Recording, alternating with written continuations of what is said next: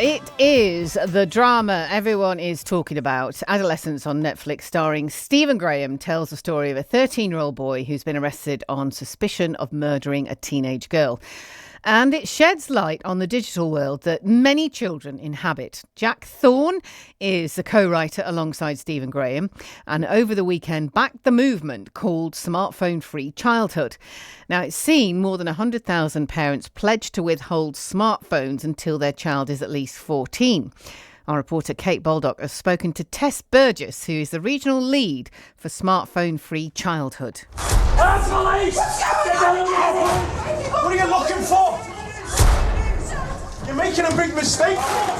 It's a watershed moment. I think the nation has woken up to what a dangerous position our children are in and the impact of social media on our young people. It's absolutely terrifying to think that as a parent, like Jamie in the programme is a normal child from a normal background, and that he can be radicalised by extreme views online.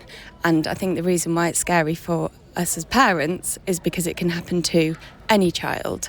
And it's the toxicity of male misogynistic influences that essentially are passing their views on to our children as opposed to, and it's hindering our ability as parents to pass on our own views and our moral code to our children.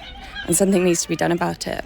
Do you think that many parents will be aware of the level of misogyny? And I guess the whole incel movement, it was quite a heavy thread going through the programme.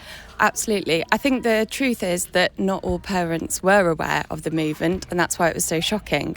I had heard of it, but this programme has essentially precipitated to me finding out more about it, because I think that's our duty as parents. I think that's what this programme has done. It's opened up conversations. It's been a conversation starter for me and my children, and a conversation starter for the nation.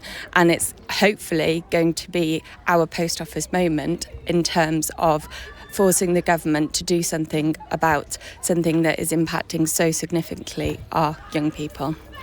And I've spoken to some students, and they said that it just massively resonated with them. And I guess that's the thing, isn't it? This isn't a fiction series. This is something that is actually facing our young people. Absolutely. And if you take it to extreme, the notorious killer Kyle Clifford actually Googled Andrew Tate's podcast a couple of hours before he brutally raped his girlfriend, her sister and mother. And it's absolutely terrifying that it's not only a drama, but actually it's something that is happening in real life. And absolutely something needs to be done to address this issue. It goes back to the issue of smartphones and children's access to a supercomputer that is in their pocket day in, day out. And it's about, in order to do something about this, we've got to think about collective action. It's not one person's role. It's not only down to parents. Yes, it is down to parents, but it's also down to government action. It's down to schools and implementing genuinely smartphone-free schools. We all have a role to play in this together. And again, the students that I spoke to said they are dependent on their phone. I mean, generally we are, aren't we? Yeah, exactly. We always have our phones on us, and it's never far away. But I guess it's that harmful content which is there. And that's the scary thing for parents as well. Absolutely. So it's about two things, really. I think it's incredibly difficult for children who already have a smartphone to take that back. So for those children who already have smartphones, it's about having conversations. And I've had some really difficult conversations with my stepchildren, and this programme has enabled me to do that. For my younger children, I'm actually saying they're not having a smartphone until they're 14, and I'm signing the smartphone free, and I have signed the smartphone free Shropshire Pact.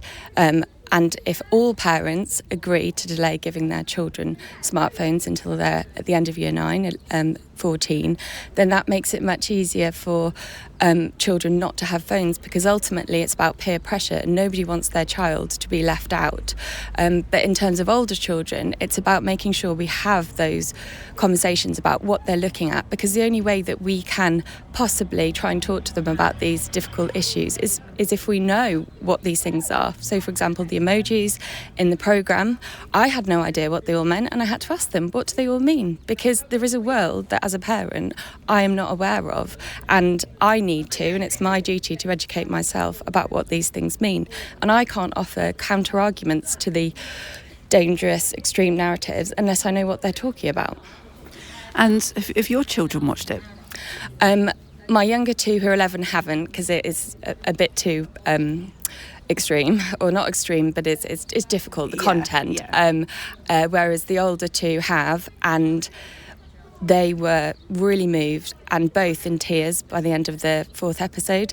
And I think, given that young people actually find it really hard now to sit through 4 hours of television, really speaks to the impact of the programme, that it had their attention and it really resonated with them. I talked to them, is that what school's like? And they said, yes. Is that what the experience of feeling bullied like? Yes. And I think it was really upsetting for both me and my partner. What needs to happen? Because the writers have already said they don't want role models from this. They need change. Absolutely. So, as I've said, this problem needs action from many different angles. So we have parental action, we have starting conversations with our children, we have people who have younger children deciding that actually perhaps we should think about delaying giving our children smartphones until they're at least 14.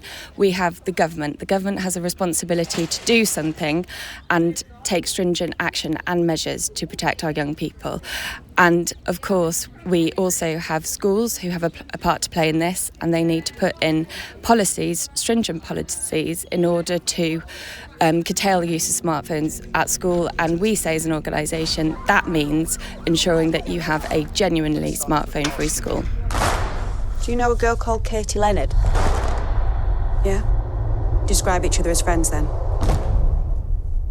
Is she dead then?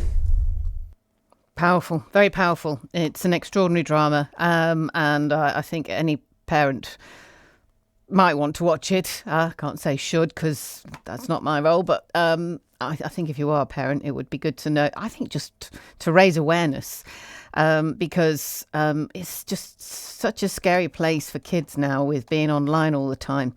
That was our reporter Kate Baldock, who's speaking to Tess Burgess, regional lead for Smartphone Free Childhood. And if you want to watch Adolescence, it's a 4-part TV drama, and it's on Netflix.